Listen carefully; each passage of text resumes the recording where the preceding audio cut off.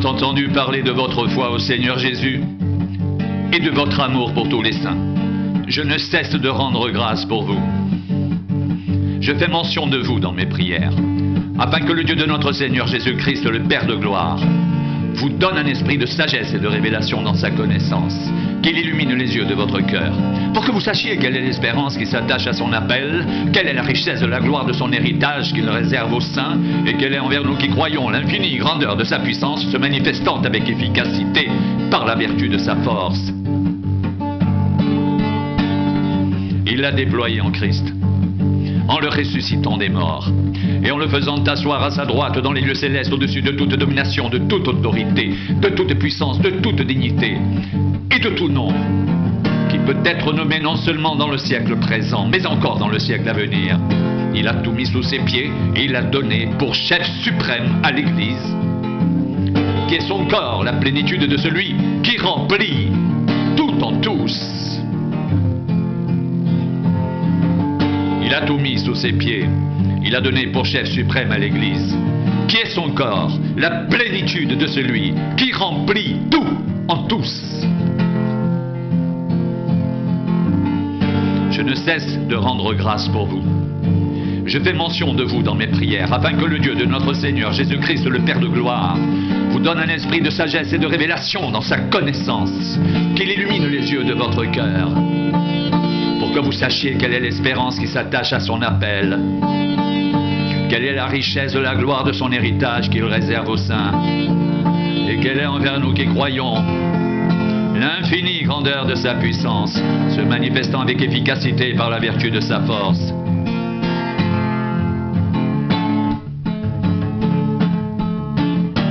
Il l'a déployé en Christ en le ressuscitant des morts, et en le faisant asseoir à sa droite dans les lieux célestes, au-dessus de toute domination, de toute autorité, de toute puissance, de toute dignité, de tout nom, qui peut être nommé non seulement dans le siècle présent, mais encore dans le siècle à venir. Il a tout mis sous ses pieds, il a donné pour chef suprême à l'Église, qui est son corps, la plénitude de celui qui remplit tout en tous.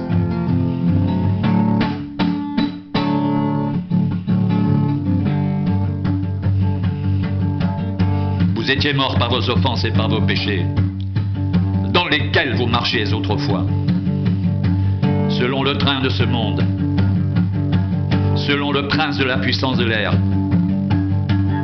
de l'esprit qui agit maintenant dans les fils de la rébellion.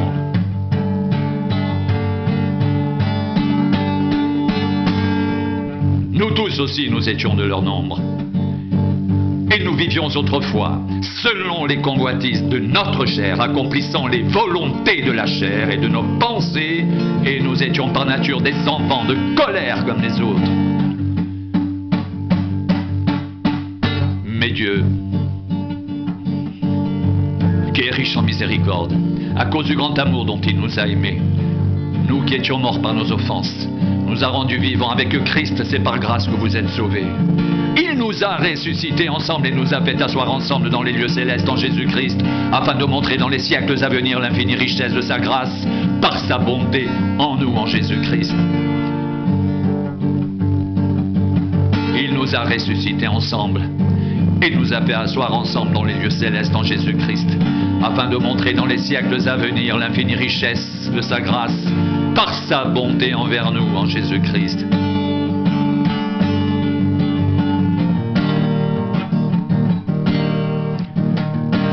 C'est par grâce que vous êtes sauvés,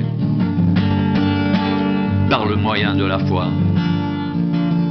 Et cela ne vient pas de vous, c'est le don de Dieu.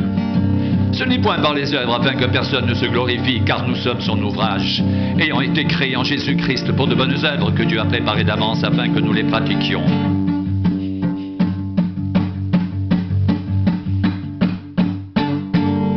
C'est pourquoi,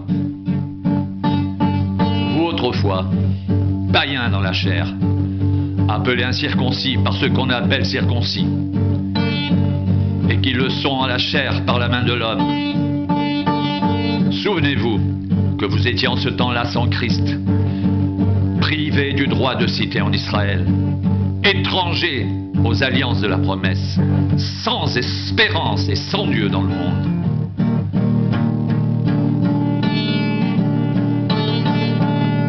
Mais maintenant Jésus-Christ, vous qui étiez jadis éloignés.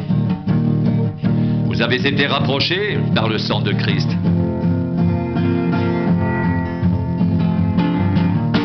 Car il est notre paix, lui, qui des deux n'en a fait qu'un et qui a renversé le mur de séparation, l'inimitié, ayant anéanti par sa chair la loi des ordonnances dans ses prescriptions, il a voulu créer en lui-même avec les deux un seul homme nouveau en établissant la paix et les réconcilier avec Dieu l'un et l'autre en un seul corps par la croix, en détruisant par elle l'inimitié.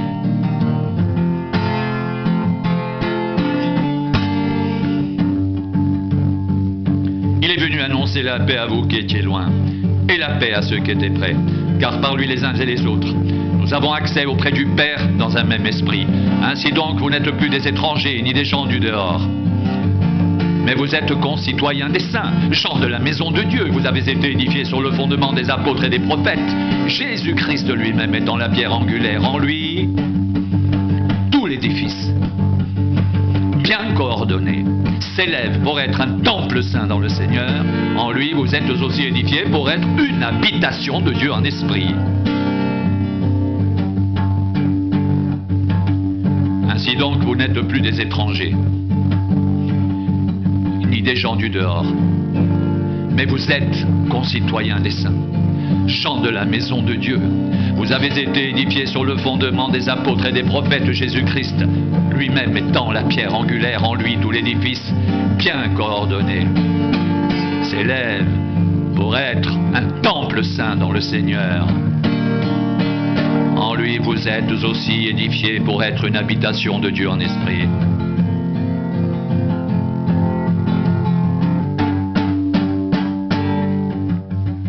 À cause de cela, moi, Paul, le prisonnier de Christ pour vous païens, si du moins vous avez appris comment je fais part de la grâce de Dieu qui m'a été confiée pour vous. C'est par révélation que j'ai eu connaissance du mystère sur lequel je viens d'écrire en peu de mots. En les lisant, vous pouvez vous représenter l'intelligence que j'ai du mystère de Christ. Il n'a pas été manifesté aux fils des hommes dans les autres générations, comme il a été révélé maintenant par l'Esprit aux saints apôtres et prophètes de Christ. Ce mystère, c'est que les païens sont cohéritiers.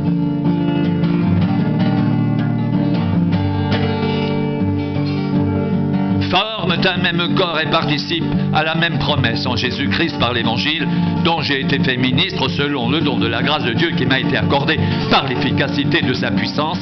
À moi qui suis le moindre de tous les saints, cette grâce a été accordée d'annoncer aux païens les richesses incompréhensibles de Christ et de mettre en lumière le moyen de faire connaître le mystère caché de toute éternité en Dieu, qui a créé toutes choses. C'est pourquoi les dominations et les autorités dans les lieux célestes connaissent aujourd'hui, par l'Église, la sagesse infiniment variée de Dieu, selon le dessein éternel qu'il a mis à exécution par Jésus-Christ notre Seigneur. En lui, nous avons, par la foi en lui, la liberté de nous approcher de Dieu avec confiance. Aussi, je vous demande de ne pas perdre courage à cause de mes afflictions que j'endure pour vous. Elles sont votre gloire.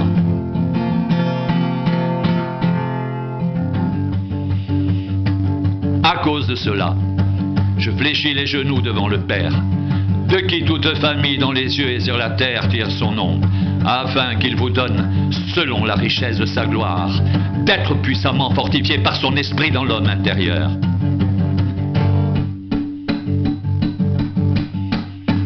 En sorte que Christ habite dans vos cœurs par la foi, étant enraciné et fondé dans l'amour, que vous puissiez comprendre avec tous les saints quelle est la largeur, la longueur, la profondeur et la hauteur, et connaître l'amour de Christ qui surpasse toute connaissance, en sorte que vous soyez remplis jusqu'à toute la plénitude de Dieu.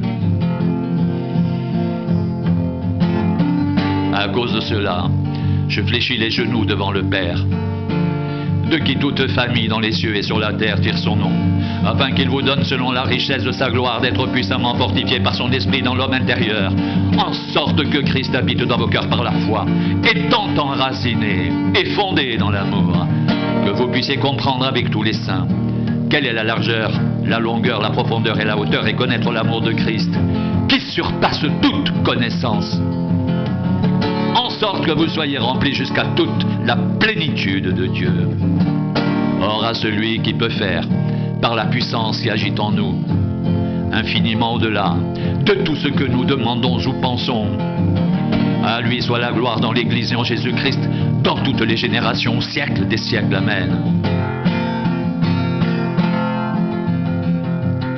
Je vous exhorte donc, moi le prisonnier dans le Seigneur, à marcher d'une manière digne de la vocation qui vous a été adressée, en toute humilité et douceur, avec patience, vous supportant les uns et les autres avec amour, vous efforçant de conserver l'unité de l'esprit par le lien de la paix. Il y a un seul corps et un seul esprit, comme aussi vous avez été appelés à une seule espérance.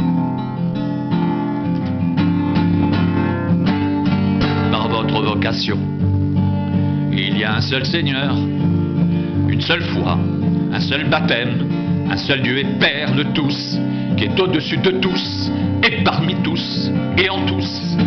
Mais à chacun de nous, la grâce a été donnée selon la mesure du don de Christ. C'est pourquoi il est dit, étant monté dans les hauteurs, il a emmené des captifs, et il a fait des dons aux hommes. Or, que signifie, il est monté? Sinon qu'il est aussi descendu dans les régions inférieures de la terre. Celui qui est descendu, c'est le même qui est monté au-dessus de tous les cieux, afin de remplir toutes choses, et il a donné les uns comme apôtres, les autres comme prophètes, les autres comme évangélistes, les autres comme pasteurs et docteurs, pour le perfectionnement des saints, en vue de l'œuvre, du ministère et de l'édification du corps de Christ, jusqu'à ce que nous soyons tous parvenus à l'unité de la foi et de la connaissance du Fils de Dieu, à l'état d'homme fait à la mesure de la stature parfaite de Christ. Ainsi, nous ne serons plus des enfants flottants et emportés à tout vent de doctrine, par la tromperie des hommes, par leur ruse dans les moyens de séduction, mais en professant la vérité dans l'amour, nous croîtrons à tous égards en celui qui est le chef Christ. C'est de lui et grâce à tous les liens de son assistance que tout le corps bien coordonné et formant un solide assemblage tire son accroissement selon la force qui convient à chacune de ses parties et s'édifie lui-même dans l'amour.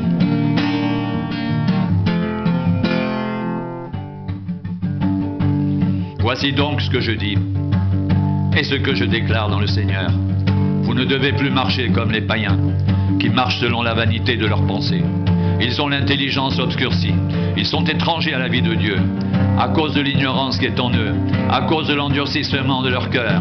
Ayant perdu tout sentiment, ils se sont livrés au dérèglement pour commettre toute espèce d'impureté, jointe à la cupidité.